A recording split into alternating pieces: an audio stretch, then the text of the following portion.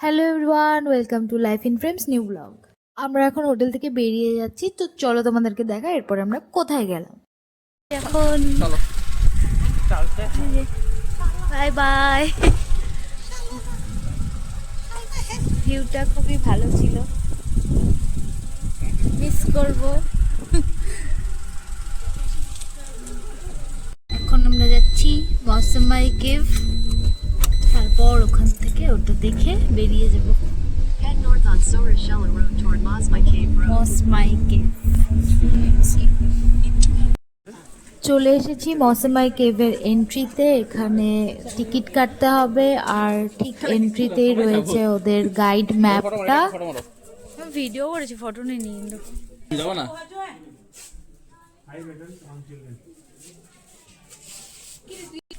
এই জায়গাটা দেখে একদম আমার মজুমল বয়েজ ফিল্মটার কথা মনে পড়ে যাচ্ছে। এই জায়গাটা দেখে কি মনে পড়তেছে? হ্যাঁ জঙ্গল বুকে সাপটা ছিল না, হ্যাঁ, দেখছিলি? সেটাও ঠিক আছে। আসলে আমি অন্ধকার এবং বন্ধ জায়গা দুটোতেই ভীষণ ভয় পাই, তো প্রথমে আমি যেতে চাচ্ছিলাম না এত ঘন জঙ্গলের মাঝে একটা কেভের ভিতরে যেতে। আমার তো গা ভীষণ ছমছম করছিল। রিকন আর সবাই, দাদা বৌদি সবাই আমাকে সাহস দেওয়াতে আমি ঠিক আছে রাজি হলাম। তারপর দেখো একটু আমার অবস্থাটা ভেতরে ঢোকার পর কি হলো। এখন অব্দি লাইট আছে, এরপরে আর লাইট নেই। সবটাই লাইট আছে রে। ব্যথা হয় কিছু না।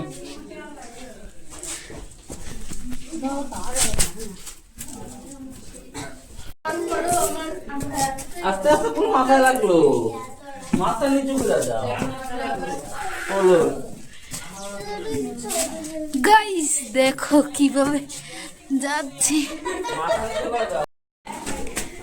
তখন গিয়ে বেরোতে পেরেছি, তখন মাথা নিচু নিচু করে আসছিলাম।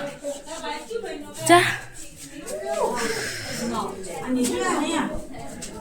যদিও ভেতরে অনেক লোকজন ছিল আর কিছু কিছু স্পটে লাইটও ছিল, তাও আমার প্রচণ্ড ভয় লাগছিল। আমার মনে হচ্ছিল না, যতটুকু এসেছি এখান থেকে আমি বেরিয়ে যাই, কারণ এর থেকে আগে গেলে আমি একদম মাঝে মাঝে পৌঁছে যাব, আর সেখান থেকে বেরিয়ে আসা আমার পক্ষে একদমই সম্ভব হবে না।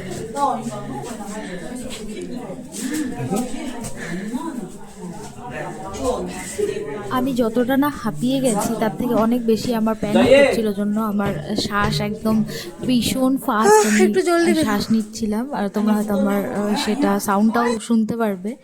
আসলে পুরোটাই আমার প্যানিকের জন্য। তারপর যাই হোক, এই জায়গাটা ছিল সব থেকে বেশি হার্ড।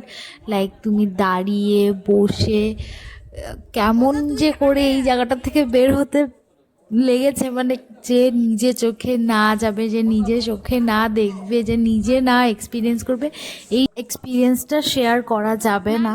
মানে আলাদাই ছিল। দেখো এখানে মামের কি অবস্থা। এরপরে রয়েছিল বৌদি ভাইও কষ্টে সৃষ্টে যাই হোক বেরিয়ে এসেছে। আমি তো তাড়াতাড়ি করে বেরিয়ে এসেছি, যাতে মানে ওই জায়গাটাতে আমি বেশিক্ষণ থাকতেই চাচ্ছিলাম না। আমি একদম ভয়ে শেষ এই মুহূর্তটাতে। আমার মনে হচ্ছিলো আগে আরও এরকম স্পট আছে কি না, যদি থাকে তাহলে আমি কি করে বেরোবো। লাইটেরও খুব কমই হচ্ছিল, সেই জন্য বারবার ভিডিওসগুলো হয়তো ব্লার হয়ে যাচ্ছে। তো চলো আগে আমরা বের হতে পারি কিনা তোমরা দেখো।